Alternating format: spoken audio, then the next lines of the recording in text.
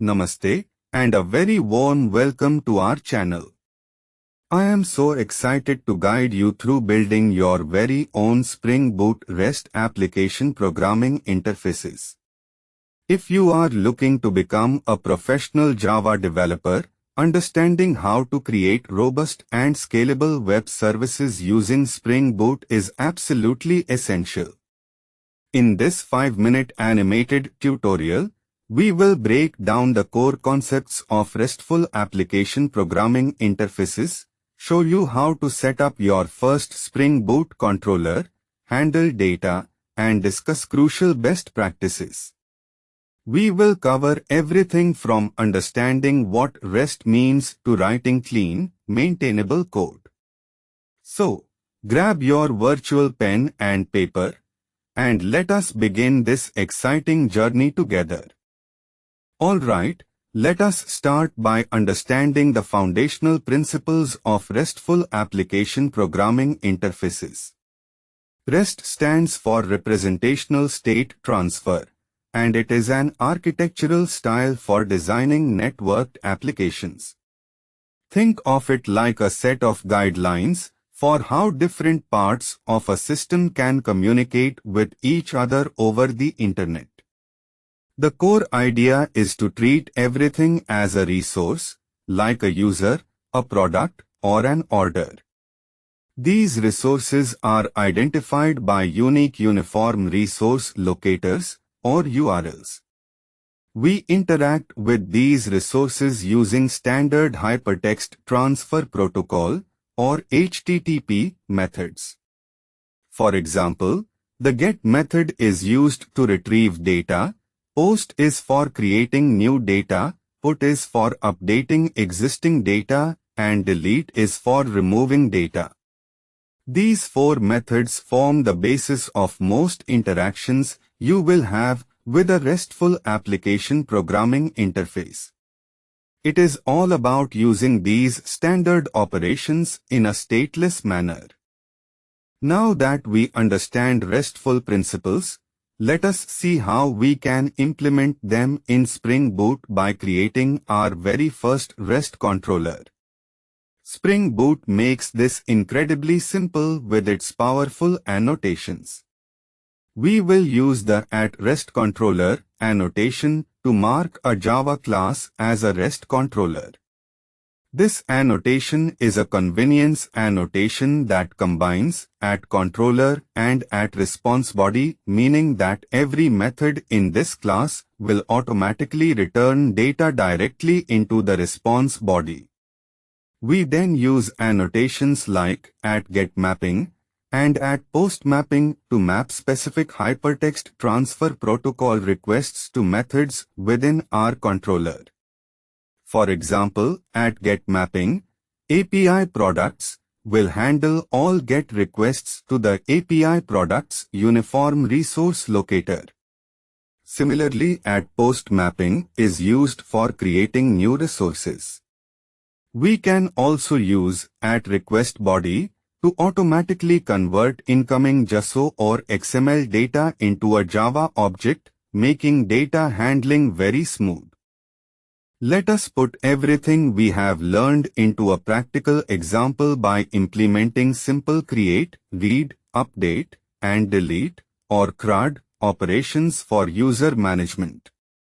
Imagine we want to manage a list of users. We will define a user Java class, which acts as our data transfer object, or DTO. This data transfer object will represent the structure of a user, with properties like an identification number, name, and email. Our user controller will then expose endpoints to create a new user using a POST request and retrieve a user by their identification number using a GET request. The @requestBody annotation will automatically bind the incoming JSON data from the request body to our user object. This way, we can easily capture the user details sent by the client. This approach helps keep our controller clean and focused on handling hypertext transfer protocol requests, while the actual business logic or data storage would typically reside in a separate service layer, which we are simulating here with a simple list. As you embark on your Spring Boot journey, it is important to be aware of some common pitfalls and best practices. First, a common mistake is not performing proper input validation. Always validate user input to prevent errors and security vulnerabilities. Spring Boot provides excellent validation features that you should definitely explore. Second, always return appropriate hypertext transfer protocol status codes. For example, a successful creation should return 201 created, not just 200 OK.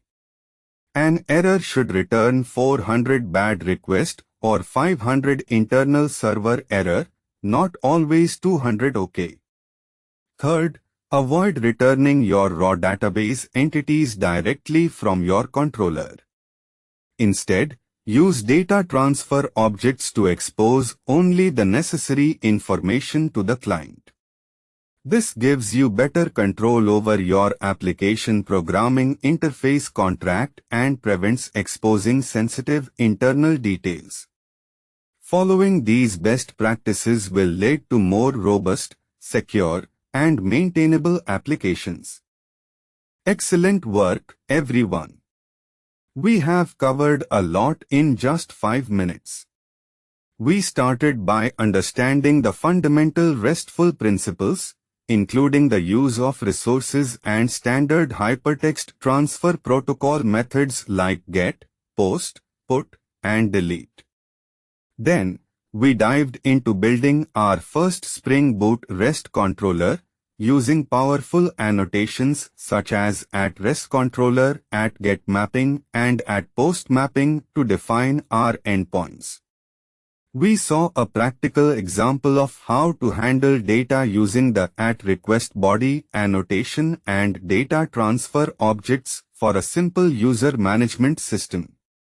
Finally, we discussed essential best practices, emphasizing input validation, appropriate hypertext transfer protocol status codes, and the importance of using data transfer objects. Remember, practice is key. Try building your own simple RESTful application programming interface.